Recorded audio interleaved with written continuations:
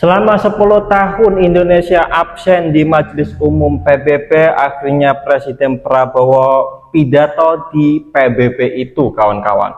Ternyata 10 tahun, tepatnya 18 Agustus 2015, yang pidato ke PBB adalah Kang Deddy Mulyadi. Jadi sebelum Pak Prabowo berpidato di PBB, Majelis Umum PBB, Kang Deddy Mulyadi 10 tahun, tepatnya 18 Agustus 2015 sudah berpidato di PBB, kawan-kawan. Berarti Kang Deddy Mulyadi terlebih dahulu, kemudian Pak Prabowo. Nah, di sini saya akan menjelaskan perbedaan pidato antara Kang Deddy Mulyadi dan Pak Prabowo. Sebelum itu, mari kita saksikan bersama-sama video pidato Kang Deddy Mulyadi dan Pak Prabowo-nya. Kemudian apa perbedaannya?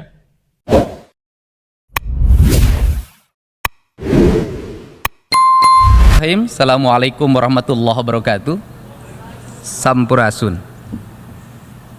Saya Deddy Mulyadi sejak usia 27 tahun sudah menjadi anggota parlemen di daerah. My name is Deddy Mulyadi, and since he was a teenager, he was starting to work as a public servant. Baju yang saya gunakan adalah bajunya orang Sunda, provinsi dengan penduduk terbesar sebanyak 40 juta jiwa di Indonesia, yang sangat menentukan demokrasi di Indonesia. I'm wearing a Sundanese attire today, and Sundanese people, there are 40 million Sundanese people in Indonesia, and it highly contributes to the democracy in Indonesia. Demokrasi di Indonesia dengan sistem pemilihan langsung berkembang sejak tahun 30-an, dari mulai desa, kabupaten, provinsi, dan negara yang dipimpin oleh seorang presiden. Indonesia's democracy grew since 1930. It grew from the village and the whole nations of Indonesia. Desa memelopori demokrasi secara langsung sejak 30, sedangkan untuk presiden dimulai setelah reformasi. Indonesian's village started democracy in 1930, and the whole nations started the democracy in Reformation's era. Kepemimpinan menurut saya memiliki dua dimensi. Yang pertama adalah dimensi budaya, yang kedua adalah dimensi universal. There are two dimensions of leadership. First is the dimensions of the local, and then universal. Lokal dipengaruhi oleh 4 hal. Yang pertama tanah, kedua air, ketiga udara, dan yang keempat matahari, membentuk karakter yang berbeda-beda antar daerah, antar bangsa dalam pergaulan internasional. There are 4 elements in local. First is wind, earth, sun, and it builds the spirit of the whole country. Universal adalah nilai-nilai demokrasi, keadilan, kemanusiaan, kedaulatan, dan persamaan manusia. Second one, reforms from the democracy, and then the passions of the country of Indonesia to build the whole nations as a democracy, of one of the democracy country in the world. Kepemimpinan muda dalam perspektif saya adalah kepemimpinan yang meletakkan dasar pada basic kebudayaannya. Young leadership is strictly correlated with the culture. Seluruh kebudayaan itu akan melahirkan nilai ekonomi. Those culture gonna reborn the economic system. Politics, dalam pergaulan hubungan antar bangsa. in the global. Pada saat ini, In the current conditions, di daerah-daerah di Indonesia, in those remote area in Indonesia, ada sebuah persepsi tentang perubahan, there are a perceptions of change, kemajuan ekonomi, robust propensity teknologi of economics, komunikasi, in technology, tetapi mengarah pada konsumerisme masyarakat. but it directs to the consumerism of Indonesians. Sehingga basic tradisional, So the basic of the tradition of Indonesians, pertanian, farm peternakan, and farm, perikanan, fishing, kelautan, sea, kehutanan, jungle, yang itu merupakan basic traditional culture pedesaan, those are the culture of our nation. banyak ditinggalkan oleh anak-anak muda.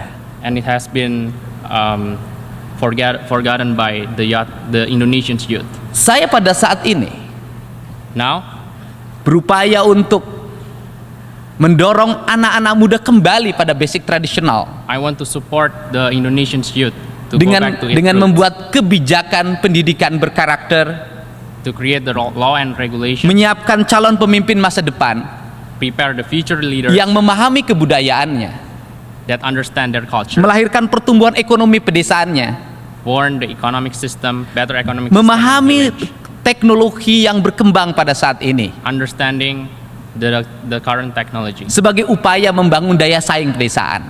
so we can compete in the world.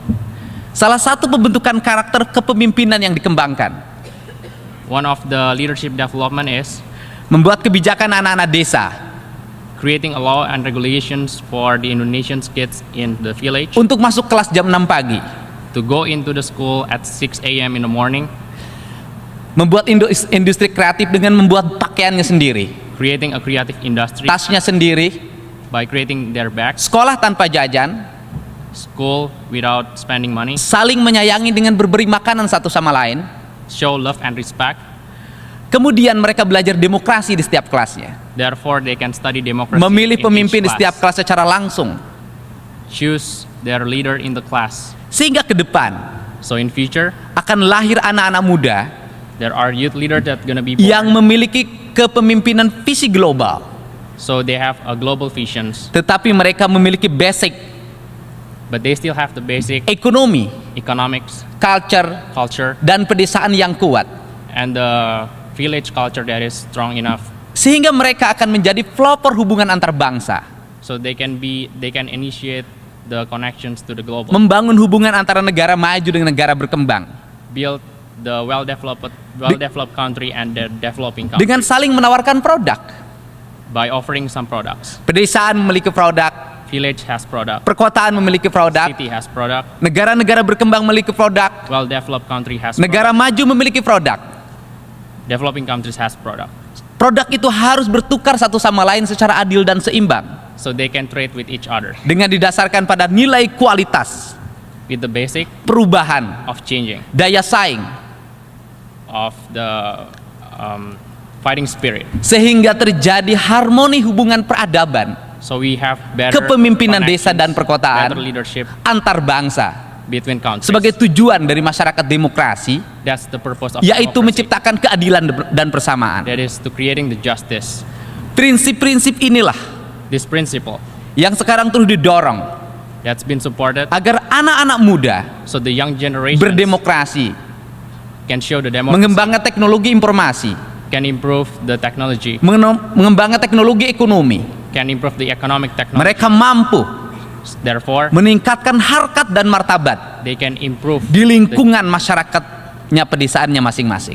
they can improve the identity of their village. Hal ini This thing dalam jangka panjang in the long term akan melahirkan hubungan harmoni peradaban is going to reborn the harmonic of antara the negara country maju dan negara berkembang, between the well-developed pedesaan dan countries and perkotaan. developing countries. Maka demokrasi So democracy akan melahirkan kemakmuran dan kesejahteraan bagi seluruh rakyat.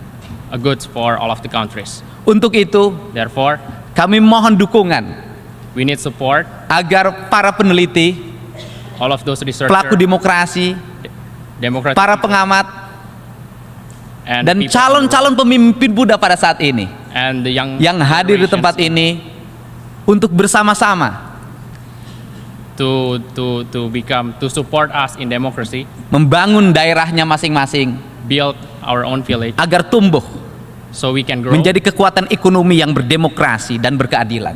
to be better reformed as the democratic economic Terima kasih. growth. Thank you. Sampurasun.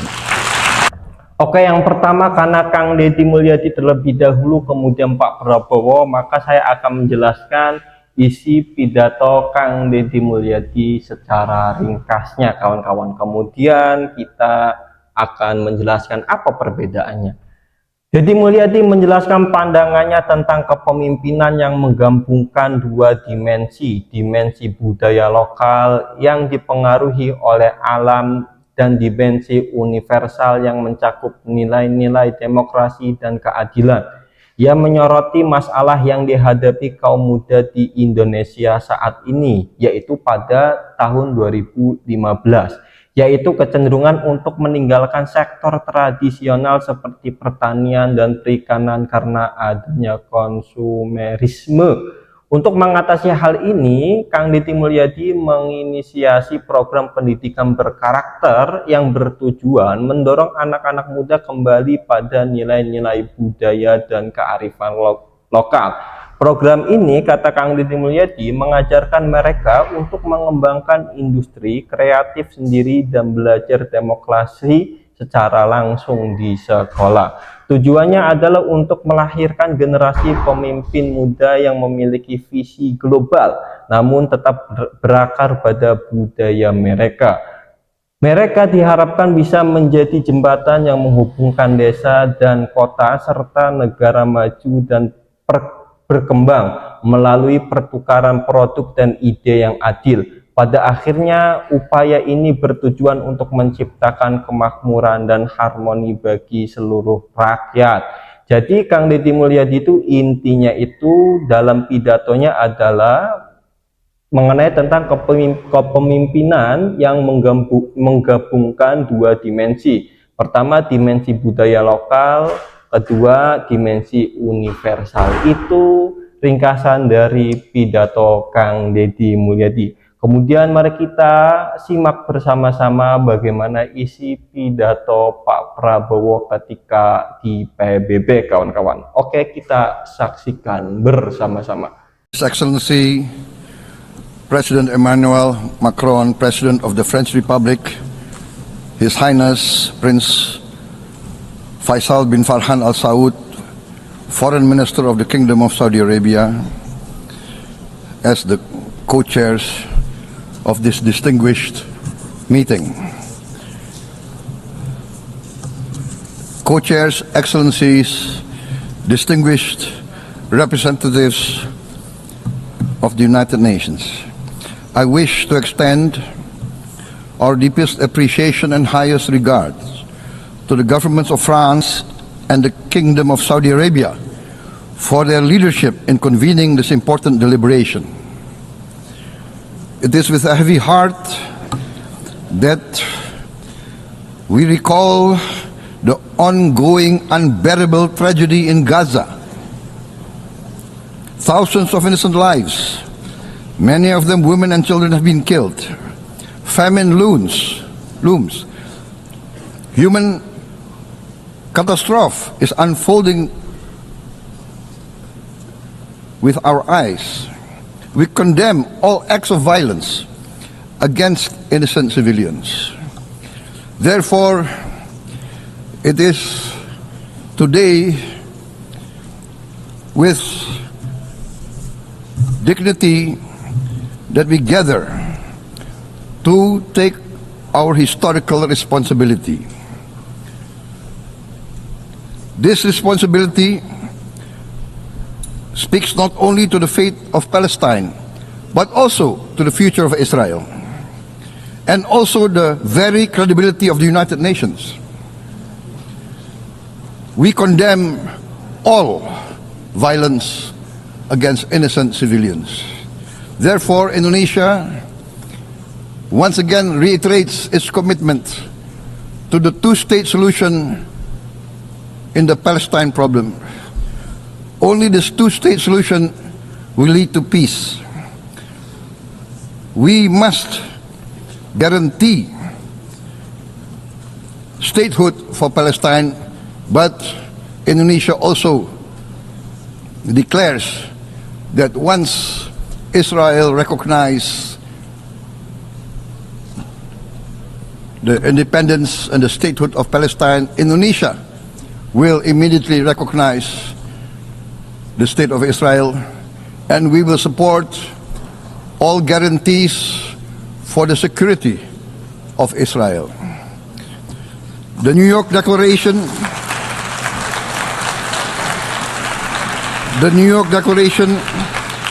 has provided a peaceful and just pathway towards peace. Statehood must mean peace. Recognition must mean a real chance towards lasting peace.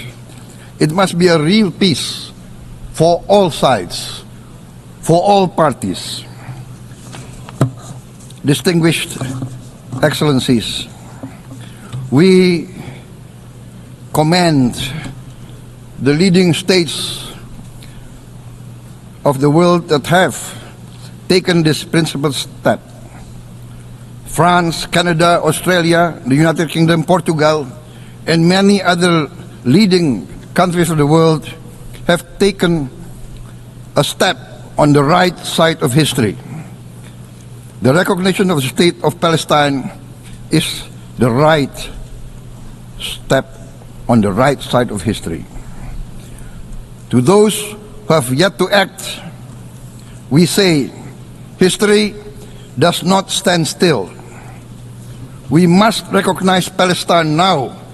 We must stop the humanitarian catastrophe in Gaza. Ending the war must be our utmost priority. We must overcome hatred, fear. We must overcome suspicion. We must achieve the peace that is necessary for the human family. We are ready to take our part in this journey towards peace.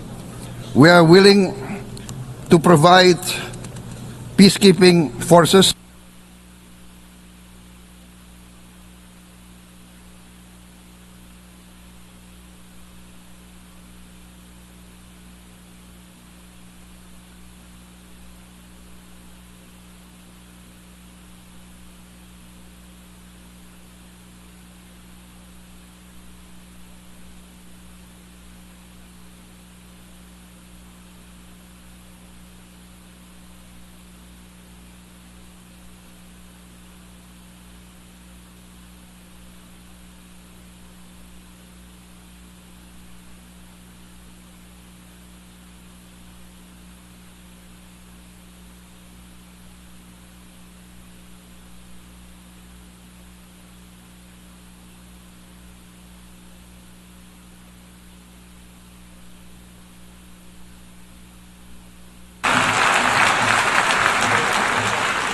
Thank you very much.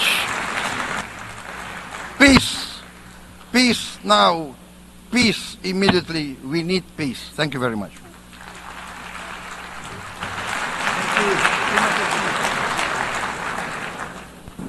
Isi pidato Kang Deddy Mulyadi lagi. Isi pidato Pak Prabowo ketika di PBB adalah ringkasnya seperti ini, kawan-kawan. Pidato Presiden Prabowo di KTT PBB mengenai solusi dua negara untuk masalah Palestina dan Israel. Dalam pidatonya, Presiden Prabowo menyampaikan keprihatinan mendalam atas tragedi yang terjadi di Gaza, di mana ribuan nyawa tak bersalah termasuk wanita dan anak-anak telah tewas serta ancaman kelaparan yang semakin parah. Indonesia mengutuk semua tindakan kekerasan terhadap warga sipil tak berdosa dan menegaskan kembali komitmennya terhadap solusi dua negara sebagai satu-satunya jalan menuju perdamaian. Prabowo menyatakan bahwa Indonesia akan mengakui negara Israel segera setelah Israel mengakui kemerdekaan dan kenegaraan Palestina, serta akan mendukung semua jaminan keamanan bagi Israel. Prabowo juga memuji negara-negara seperti Prancis, Kanada, Australia, Inggris Raya, Portugal yang telah mengambil langkah bersejarah dengan mengakui negara Palestina dan menyerukan kepada negara-negara lain untuk segera melakukan hal yang sama. Prabowo menekankan pentingnya menghentikan bencana kemanusiaan di Gaza dan mencapai perdamaian abadi. Indonesia siap berkontribusi dalam perjalanan menuju perdamaian ini, termasuk dengan menyediakan pasukan penjaga perdamaian.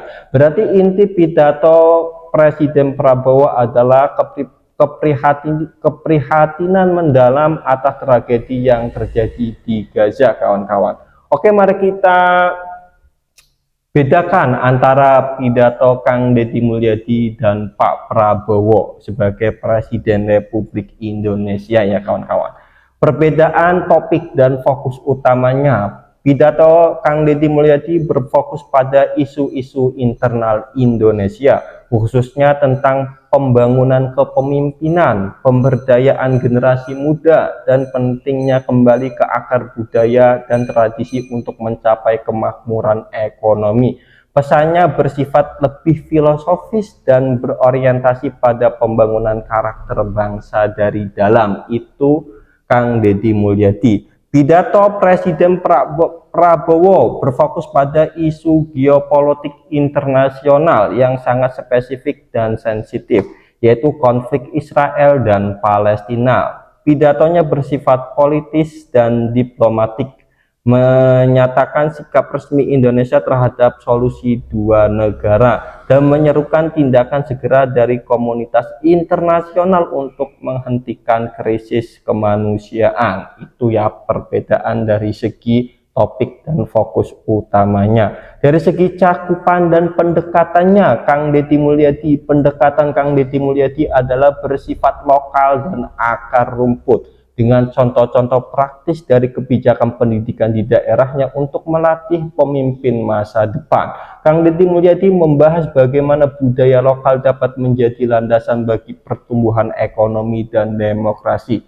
Pendekatan Presiden Prabowo itu bersifat global dan diplomatik, dengan menawarkan solusi konkret di tingkat internasional, seperti pengakuan timbal balik dan kesediaan Indonesia untuk mengirimkan pasukan penjagaan perdamaiannya. Perbedaan dari segi audien dan konteksnya, pidato Kang Deddy Mulyadi disampaikan di International Young Leaders Assembly di PBB, pokoknya itu bahasa Inggrisnya kawan-kawannya, yang secara spesifik ditujukan kepada audiens pemimpin muda dari seluruh Indonesia. Konteksnya adalah berbagi pengalaman dan visi pembangunan dari sudut pandang pemimpin lokal. Pidato Presiden Prabowo disampaikan di KTT PBB yang dihadiri oleh para kepala negara dan perwakilan tertinggi dari berbagai negara. Konteksnya adalah forum utama bagi para pemimpin dunia untuk membahas dan mengambil keputusan mengenai isu-isu global yang mendesak, kawan-kawan. Jadi intinya seperti itulah kawan-kawannya. Ya, kalau saya lihat di sosial media, di berita-berita kawan-kawan, kan ada berita yang menyatakan bahwa Indonesia selama 10 tahun absen di PBB, Majelis PBB. Akhirnya Pak Prabowo itu menghadiri sebagai perwakilan Indonesia. Dan ketika saya cari, ternyata 10 tahun yang lalu, tepatnya 18 Agustus 2015, berarti kan 2015 tambah ke 2025 itu kan 10 tahun yang lalu. Ternyata Kang Deddy Mulyadi yang berpidato atau mewakili Indonesia pidato di PBB, kawan-kawannya. Dan itu perbedaannya dan isi pidato antara Kang Deddy Mulyadi dan Pak Prabowo. Menurut kawan-kawan nih, bagaimana pidato Kang Deddy Mulyadi dan bagaimana pidato Pak Prabowo nih, kawan-kawan lebih suka mana? Ya pastinya suka dua-duanya lah, tergantung konteks dan ditinjau dari segi apanya ya. Kurang lebihnya mohon maaf, saya Taufik Ahsan pamit mengundurkan diri. Yang belum subscribe, like, comment, and share. Terima kasih.